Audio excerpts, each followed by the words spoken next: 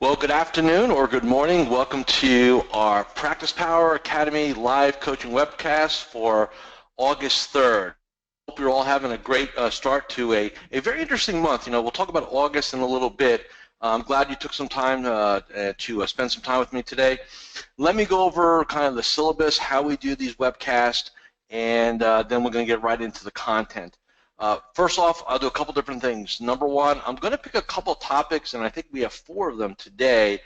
Just some things I want to cover that came up in the last 7 days in my own coaching work, and I just want to make sure that I share them with you as part of what we do here. In addition, there's opportunities to ask questions during the registration process. We pick, I try to do them all, obviously, but I pick at least 2 or 3 of them to go over them, and we're going to do that here. And then, quite frankly, we're going to get you back to work and back to being successful and making some money. This call can go up to an hour, but the reality is that typically 30 to 45 minutes is what we see here.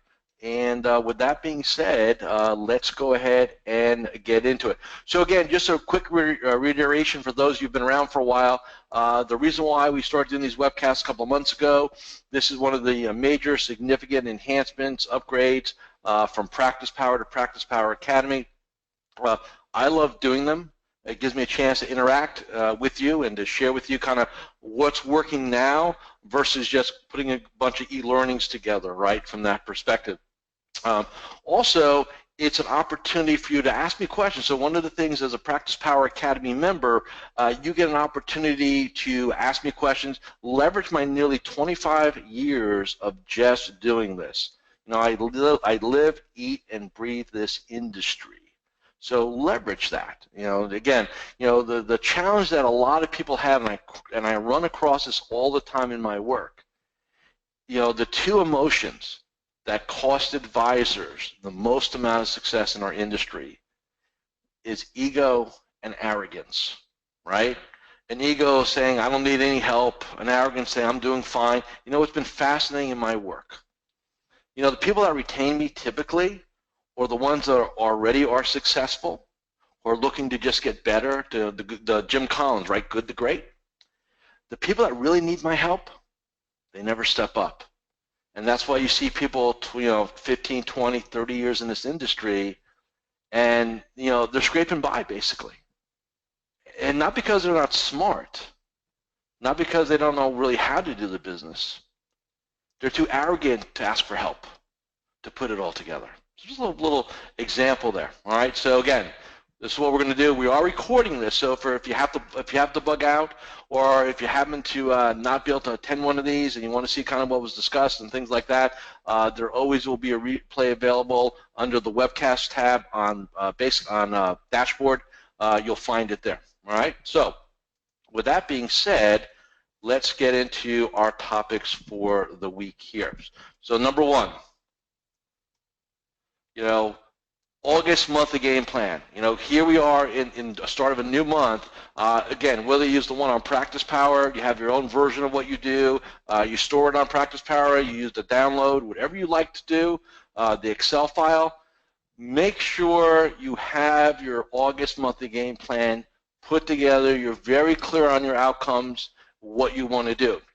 I know August is one of those months where, you know, maybe you have kids going back to school, you have vacations coming up, it's hot out in most of the country, unfortunately, and, you know, you kind of get into this kind of wait till Labor Day mode, and you really want to avoid that. You want to make sure you're very clear on your outcomes. So again, have the discipline to go ahead and create your August game plan, debrief July.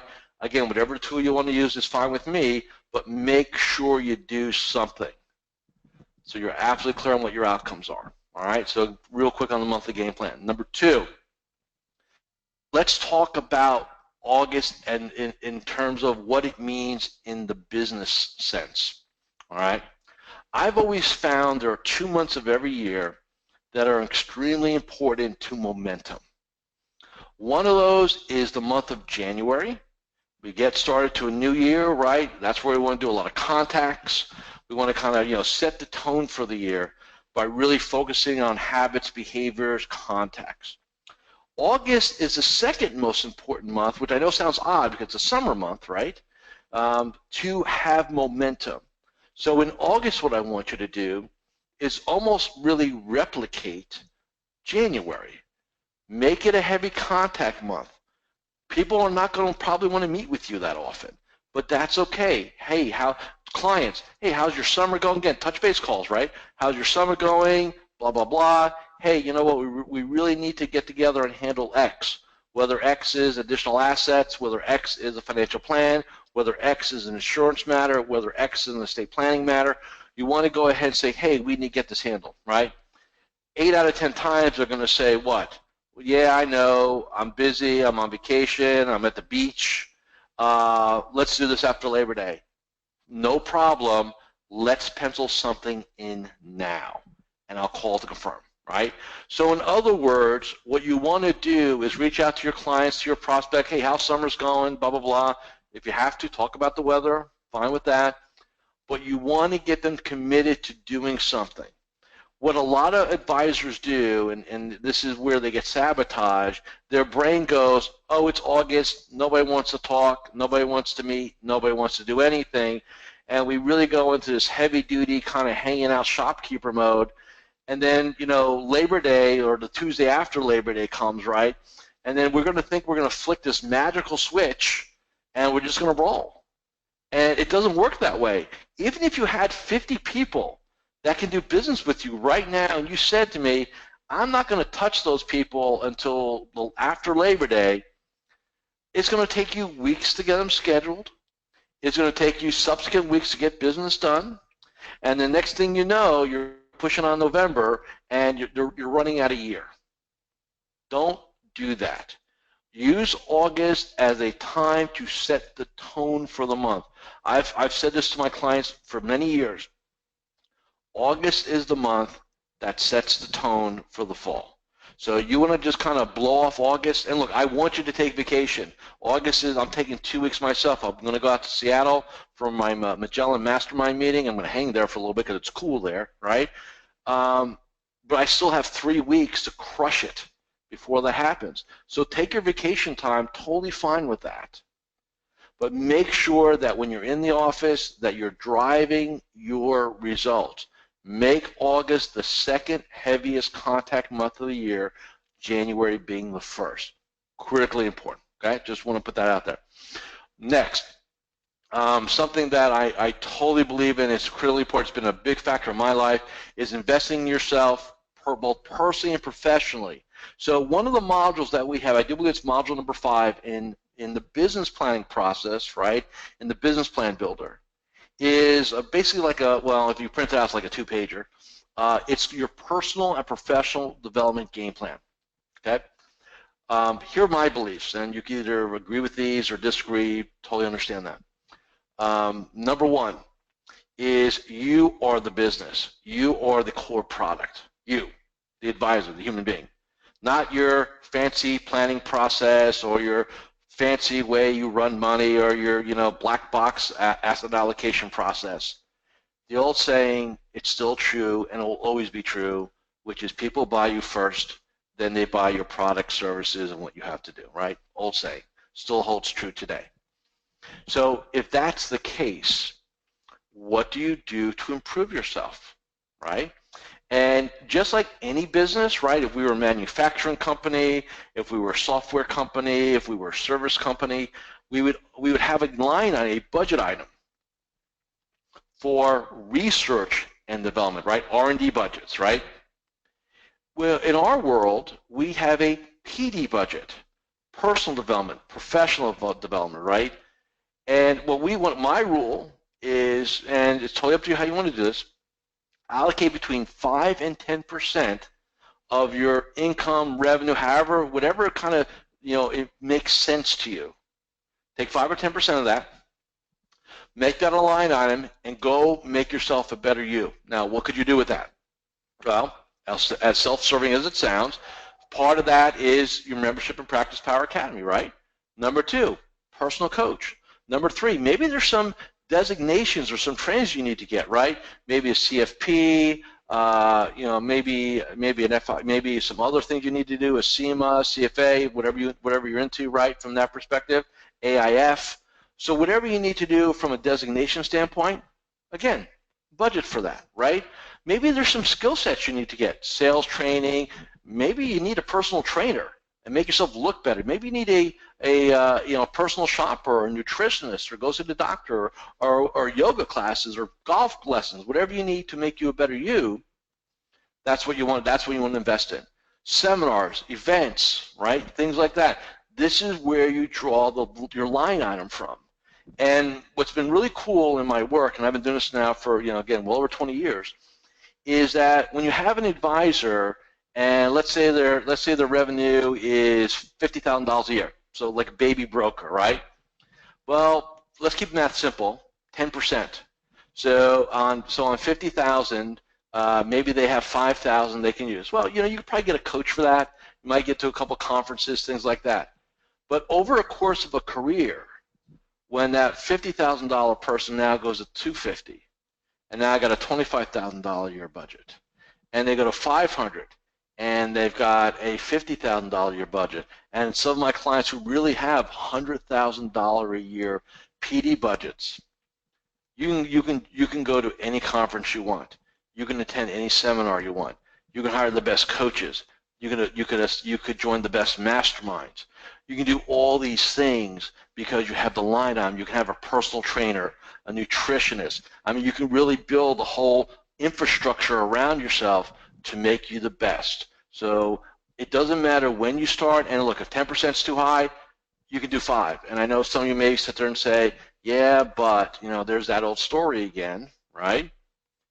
You're not going to change your results unless you change your approach. So keep doing what you do, expecting a different result doesn't work. So minimum 5%. And look, and that means, hey, I can't afford much, but I can go get a book or I'm going to say a tape program. Tapes don't even exist anymore, right? A CD program or an online program, whatever you do. Reinvest in yourself. It's one of the best returns on investment you get. And I would rather you invest in yourself than the latest and greatest concept on marketing campaigns and this, that. Because at the end of the day, here's the reality. A lot of guys try to buy their way out of mediocrity by buying tools, right? Whether it's marketing programs or referral systems or CRM systems or try these different, business development activities and stuff like that. But if you don't develop yourself, you don't take yourself to the next level, guess what? You can't stroke a check and fix it. Trust me, I've had guys try it doesn't work. The only way you fix your situation is by fixing and improving yourself. That's where the hard work is. Most guys and gals don't want to hear that because, again, the whole ego arrogance thing, right? I don't have a me issue, I have a business issue. There is no difference. Own it. Look yourself in the mirror, okay? Last thing I want to discuss today before we get into something that I think is really, really important is branding, imaging, and advertising, right? Something that we all need to be aware of from that perspective. And what I want to do basically is let's talk a little bit about that because I over the years, and look, I've had clients, let's just talk about branding and advertising first and then we'll kind of work backwards. In my career, I literally have, to this day, I've got clients that appear on CNBC, Fox Biz, Bloomberg, and the funny thing is, you appear on one, you're verboten on the other two. It's kind of a very cutthroat business. But look, I've got guys and gals who've written books, who are PMs, right? And they're up there being kind of the guru. And here's the funny part about that: the phone does not ring. Here in Florida, years ago, I had somebody buy a billboard on Route 1 in their town, which is the major thoroughfare in their city, right? You couldn't drive in town without seeing it at some point. And what was fascinating is, this guy was in, the Chamber of Commerce, Rotarian, all this stuff, right? Several times a week, people would say, man, I saw your billboard, it looks good. Not one person did business with him. So be very careful about getting seduced into advertising. Our industry is very unique, okay? And here's what I mean by that. Other professions, and look, don't take my word for it. Let me provide you some evidence. They still exist, by the way. Go find the latest yellow pages, right? It's probably half the size it used to be. They throw it on your doorstep, whatever they do. And just look to the yellow page section And look how many doctors advertise. Look how many attorneys, like literally the whole book's of doctors and attorneys, right? And then go to the financial advisor side, and you'll see a couple little ads there, like 2 or 3 pages versus like 30 for everybody else. Why is that?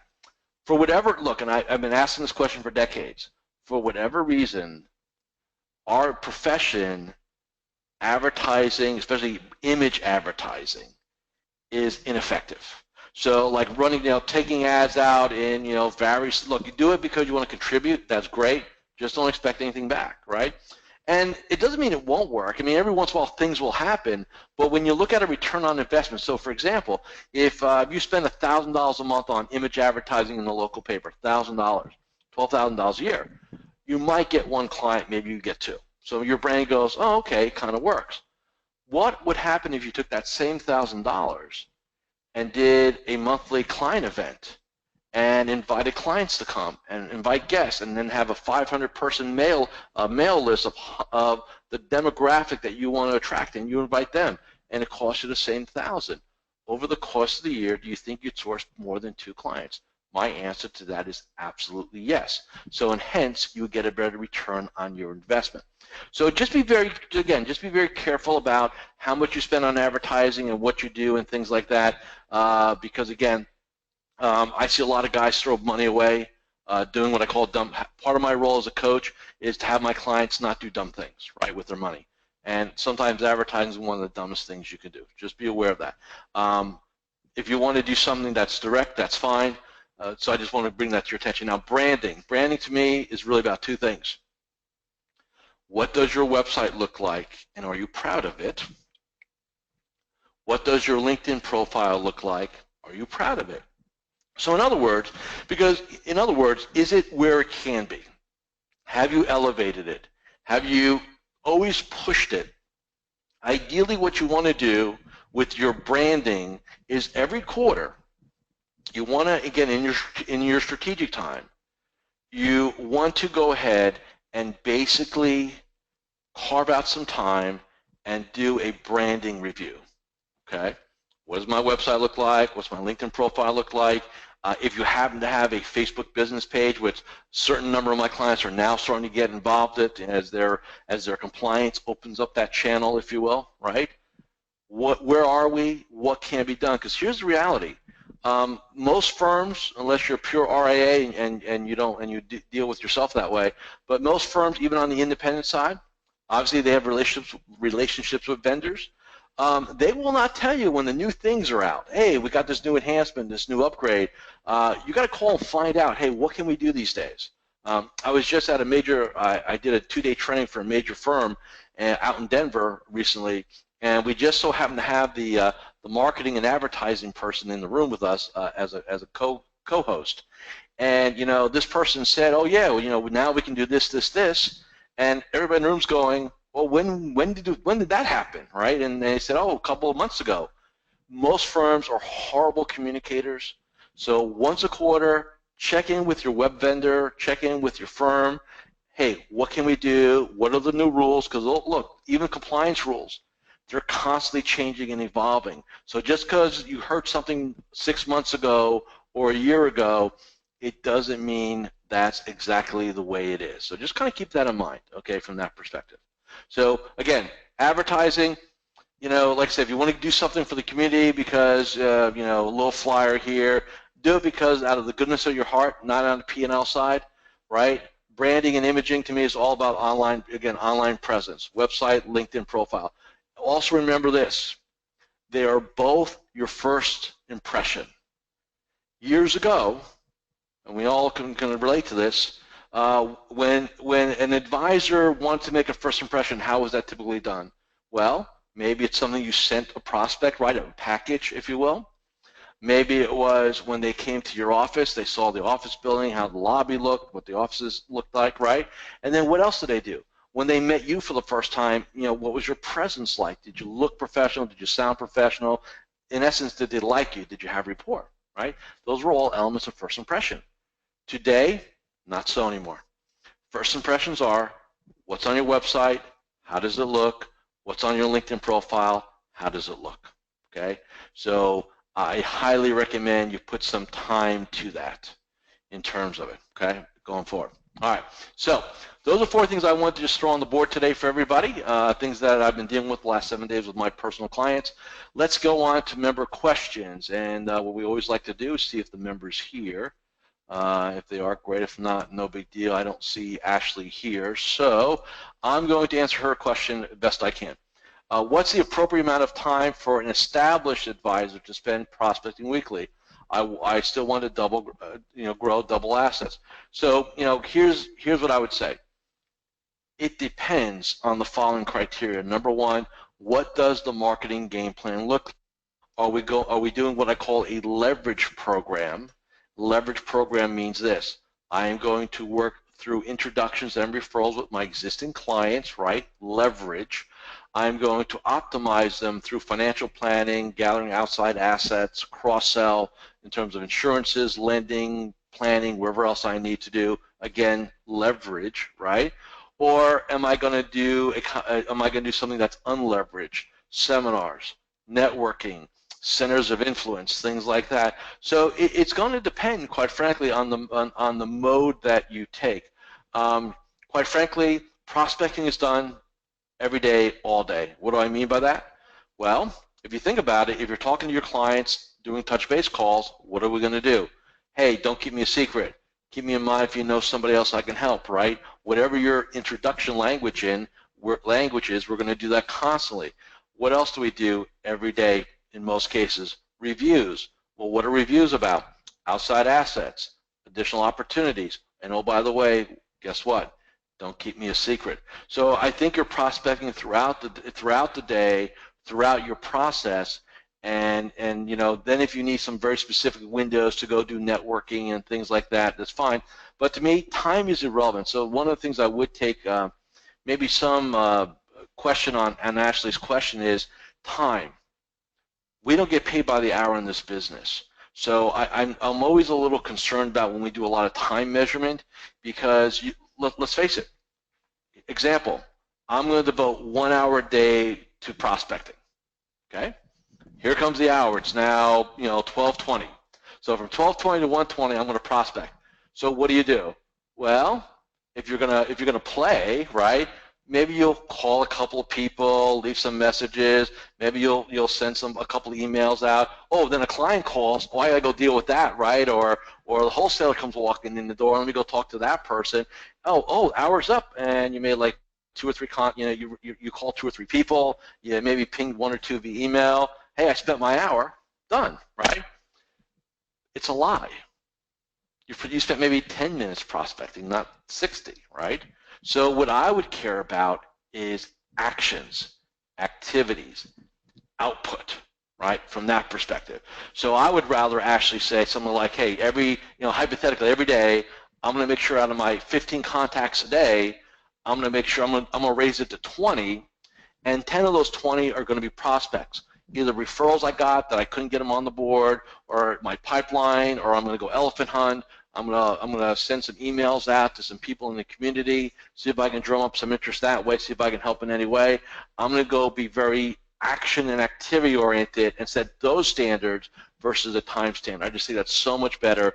I've seen guys and gals in this industry play the time game, and at the end of the day, it's so easy to game that. And you think, oh man, I spent 90 minutes prospecting today. No, you didn't. You spoke to your buddies half the time.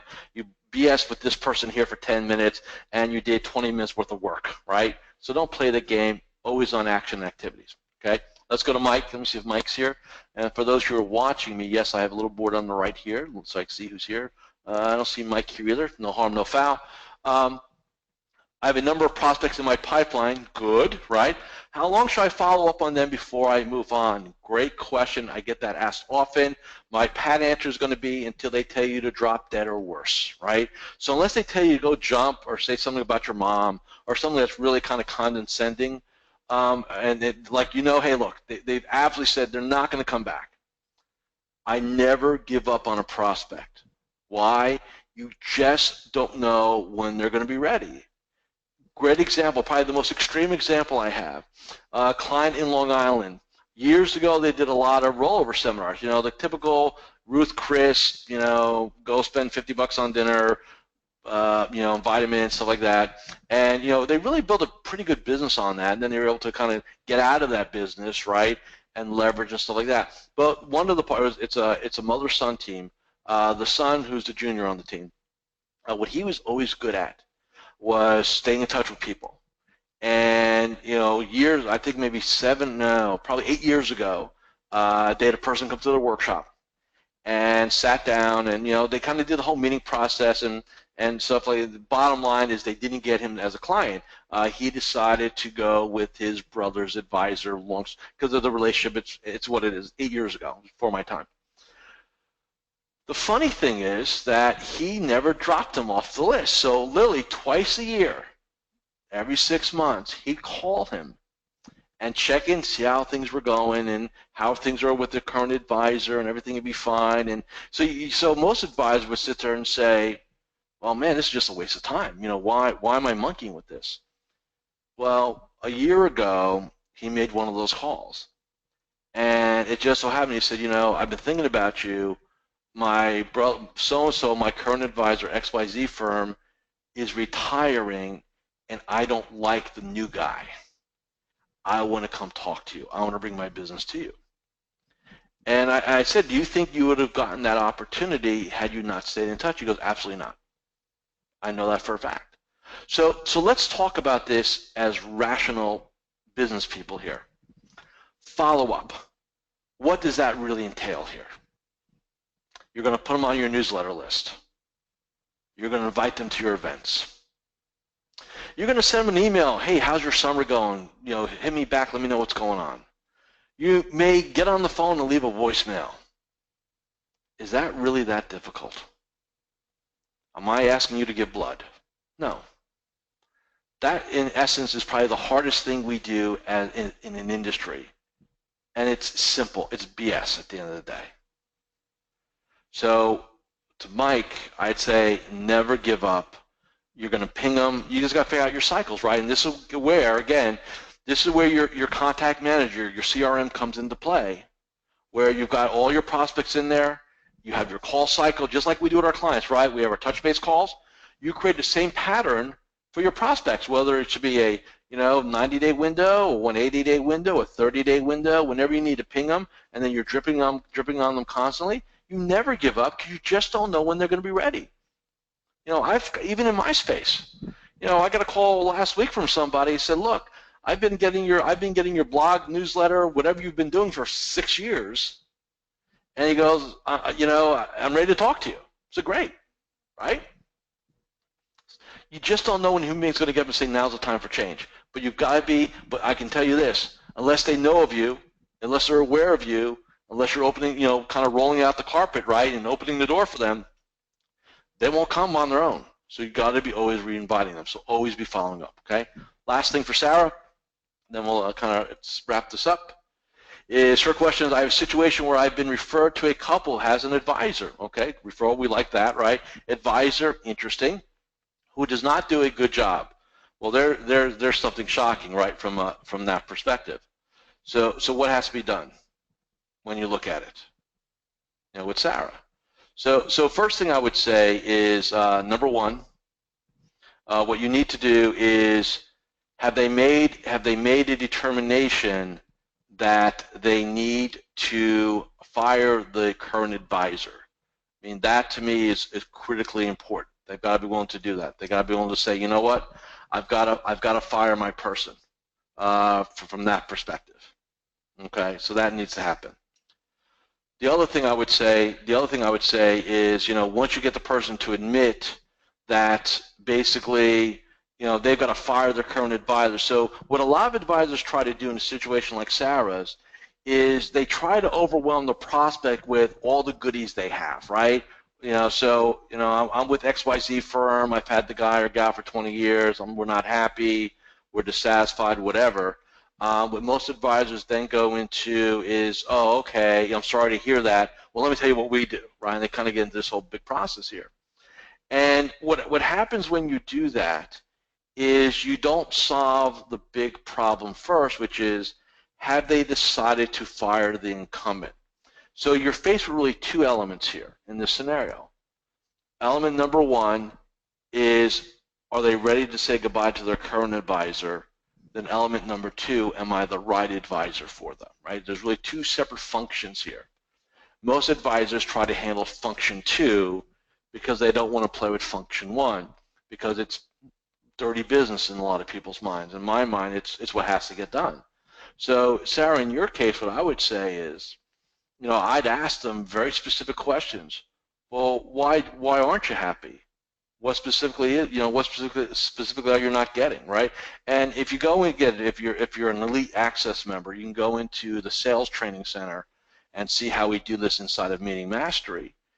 But what we need to do is, because again, human beings, when things are uncomfortable, they will tend to bury them emotionally, disassociate, not want to deal with it. And what we need to do is elegantly, with caring, bring it up and say, well, how's that make you feel? No, you're not getting that, or you're being ignored, or you're being talked down to, or you're not being listened to. And, you get them to kind of talk about that, right? And then, quite frankly, then what I would do is, well, okay, have you both made a decision here today, or before you even came here, that you have to make a change? Now, whether that changes to me will determine that. But have you made a decision that no matter what, you have to leave Advisor X if you come to that conclusion, right?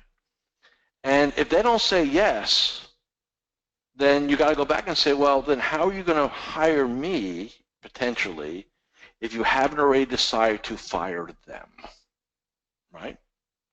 And you need to get that on the board that way. So for Sara, step 1 is to really, and look, and let me be very clear. Notice what I said. Tell me more. How does it make you feel? Things like that. I'm asking questions. I'm not making statements like, oh, that's a horrible thing. That's not professional. That's criminal. When you start making statements, now it doesn't. It does sound like you're beating the other person up. We want the client, we want the prospect to say what they need to say and have those conversations, right? So step 1, make sure they get fired. Step 2, now let's talk about, am I the voice for you? Do we fit? Does it make sense for us to have a relationship? So, to answer her question real quick, how do I get them to hire me? You got to get them to in their mind fire their current advisor first. Then you can talk about getting hired. Otherwise, if you don't do that, well, you end up in a lot of situations where you kind of go through the process, you put the proposal together, you show everybody what you can do, and at the end of the day, what do they say? This is nice, we're just not ready to make any changes right now, or we want to think about it. You know why? Because you didn't help them break through to the decision that they got to get rid of the incumbent. That's the first thing that has to happen. If you can't create that wedge, it's very rare that you're going to be so compelling and have such a differential emotionally that you can get them to say yes. All right, so I'm being very honest here. It's what a true professional does. And you can do it with respect, rapport, elegance. It does not have to feel like a beat-down session at all to the other advisor, but you've got to get them to come to that realization that they've got to change. Then we can figure out whether or not we should go ahead and do things together. Okay? Last thing real quick, and then I'm going to get everybody back to work. So again, for those of you who are not at least Elite Access members, we have some cool things that we're doing. I'm not going to belabor it because I don't like doing that on this webcast. We do have a link on dashboard called Upgrade Center, Upgrade to Elite Access. You go check out the offers we have there. We are wrapping up for today, so we'll be back here next Wednesday. So show up, submit some questions, let me help you become more successful. Until then, have a great 7 days, and I'll see you all back here next Wednesday, noon Eastern. And with that, we are out.